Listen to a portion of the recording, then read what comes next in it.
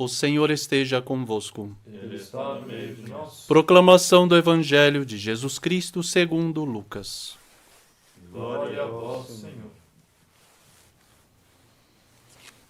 Naquele tempo, disse Jesus aos seus discípulos: Ficai certos, se o dono da casa soubesse a hora em que o ladrão iria chegar, não deixaria que arrombasse a sua casa. Vós também ficai preparados, porque o Filho do Homem vai chegar na hora em que menos o esperardes. Então Pedro disse: Senhor, tu contas esta parábola para nós ou para todos?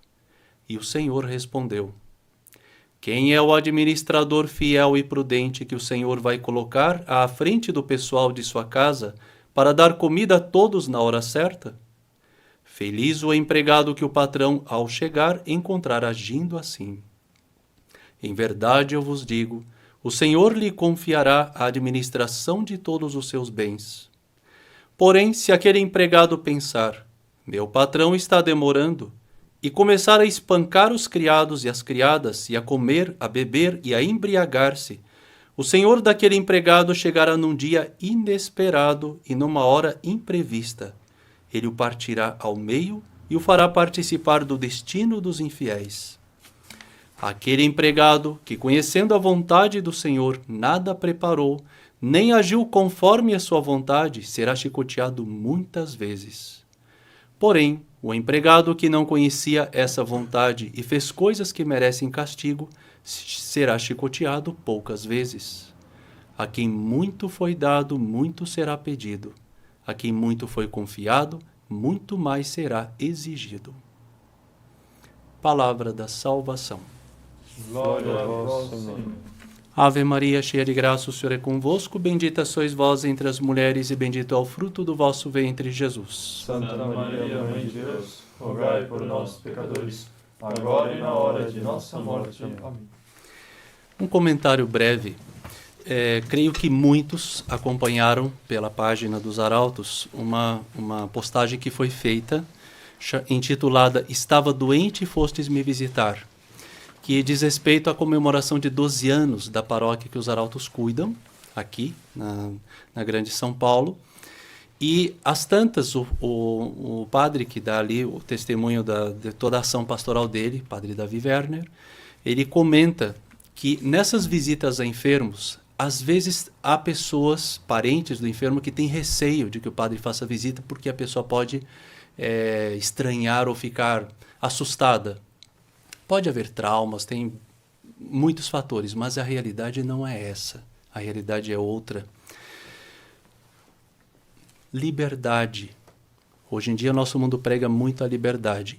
Quem conhece melhor a liberdade do que aquele que criou a liberdade? Ora, esse que criou a liberdade diz no Evangelho de São João, capítulo 8, versículo 32, Conhecereis a verdade e a verdade vos libertará. Ou seja, o que realmente liberta é conhecer a verdade. Qual é a verdade? Deus nos criou. O catecismo não diz simplesmente que Deus nos criou, diz que Deus nos cria. Ele nos sustenta na existência. Agora, ele não nos criou, soltou na terra, fica por isso. Não, ele nos criou para a vida eterna. Ele, nosso Senhor, depois de ter ressuscitado, um pouquinho antes de subir aos céus, o que ele diz para os apóstolos? Vou para a casa de meu Pai preparar-vos o lugar. Ora, eu não tenho como estar aqui agora nesse ambão e estar num hospital atendendo um enfermo. Ou estou no hospital atendendo um enfermo ou estou aqui. Vocês não têm como estar aí em casa e ao mesmo tempo na casa de um outro parente, ou se está num lugar ou no outro. Se Nosso Senhor disse que foi a casa do Pai nos preparar o lugar, o nosso lugar é a casa do Pai, não é aqui. E, portanto, só tem verdadeira paz, tem verdadeira liberdade, tem verdadeira harmonia. Uma família, ela só tem harmonia quando ela vive em função do fim último dela, que é a eternidade, que é o céu. Quando não se tem esse conceito, não se vive em função disso, aí vira um caos. E é o que está se chamando a nossa atenção. São Paulo, na carta aos Romanos, ele diz: Irmãos, que o pecado não reine mais em vosso corpo mortal, levando-vos a obedecer às suas paixões.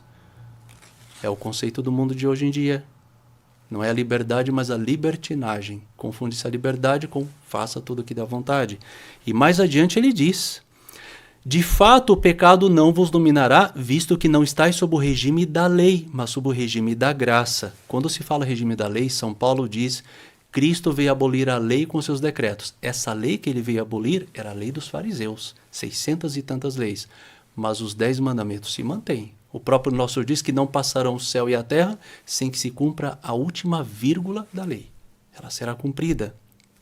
E aí São Paulo continua: então, já que estamos sob o regime da graça, ele diz: iremos pecar porque não estamos sob o regime da lei, mas sob o regime da graça? Porque há um falso conceito de misericórdia. Deus é misericórdia, Deus é perdão, então faça o que dá vontade e no fim ele perdoa tudo. Não é bem assim. Qual é a prova disso? Não é o padre que está dizendo.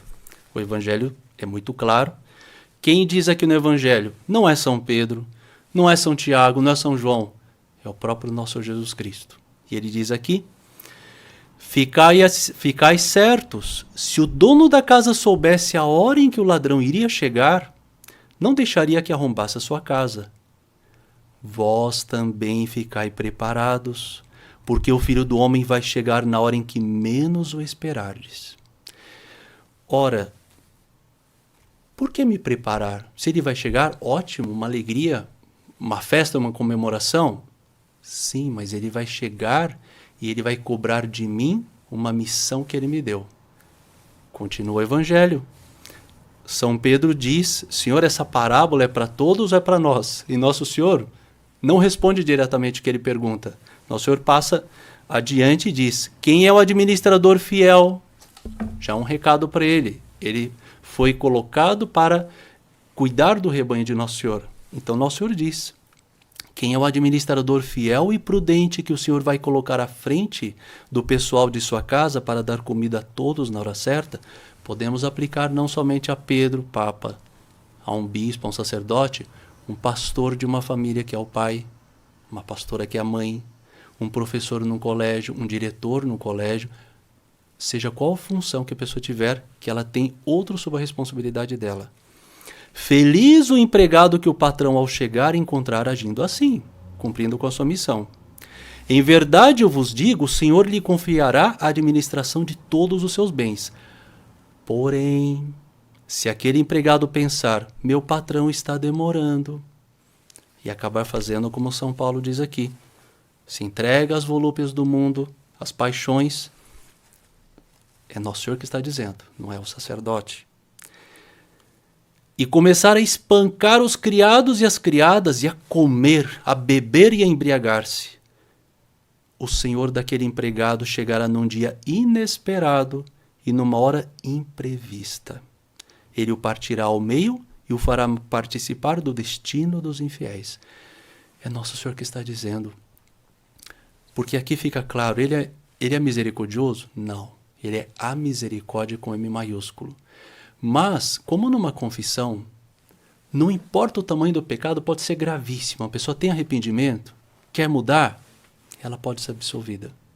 A pessoa cometeu um pecado mínimo, mas não tem arrependimento, se o padre der o perdão, não vale. E o padre peca, porque ele simulou um perdão que não foi real. Então, nesse caso concreto, é uma pessoa que sabe a vontade do Senhor e ele faz totalmente ao contrário. Como é que vai se aplicar a misericórdia aqui? Ele abusou de uma misericórdia. Continua, não vamos alongar muito. Nosso Senhor coloca outras situações. Aquele empregado que, conhecendo a vontade do Senhor, nada preparou nem agiu conforme a sua vontade, será chicoteado muitas vezes. O que entra aqui? O pecado de omissão. Conhecia a vontade do Senhor, mas, não, deixa, mais para frente eu faço. Só que esse Senhor pode chegar de surpresa, como ele diz aqui. Pecou. E vai ser chicoteado muitas vezes. Aqui é um símbolo, ou seja, vai ter uma punição. E última situação. Porém, o empregado que não conhecia essa vontade e fez coisas que merecem castigo, será chicoteado poucas vezes. Há aqueles que não conhecem por ignorância e tem aqueles que são preguiçosos. Não vão atrás, não se aprofundam. E, aliás, a doutrina católica diz que peca gravemente aquele que não procura conhecer a doutrina católica. E quando fala da doutrina católica, é o que nosso Senhor deixou, o ensinamento dele. E concluindo o evangelho de hoje, diz: a quem muito foi confiado, muito mais será exigido. E antes disso, a quem muito foi dado, muito será pedido. Ele nos deu a vida sem nós pedirmos. Depois de pecarmos, ele morre na cruz, naquela cruz que era nossa, para pagar pecado nosso. Ele nos deu os sacramentos, deu o batismo, ele nos abriu as portas do céu. Temos o direito de dizer não a ele? Temos o direito de deixá-lo de lado? Temos o direito de fazer ouvidos mocos para ele? Não só não temos o direito, como se nós fazemos isso, cometemos um dos piores pecados, que é o pecado da ingratidão. Nós não agradecermos uma pessoa que alguma vez fez um bem para nós, mas em certo momento nos tratou mal, a pessoa guarda aquele rancor, não justifica, mas quase que explica. Mas que mal ele nos fez, muito pelo contrário, depois de tantas ofensas, quantas vezes nos perdoou e quantos benefícios. A quem muito é dado, muito será cobrado. Que nós possamos ser inteiramente fiéis a Ele, e como dizia São Bernardo, nós podemos retribuir a Deus, nosso Senhor, à altura. Em que sentido? Dando tudo. Por mais que quantitativamente seja menos, porque ele é infinito, o amor dele é infinito, mas se eu der tudo, eu estou respondendo Ele à altura, porque eu dei tudo aquilo de que era capaz, com a graça dele. Vamos pedir essa graça no dia de hoje e sempre. Louvado seja nosso Senhor Jesus Cristo. Para sempre seja louvado.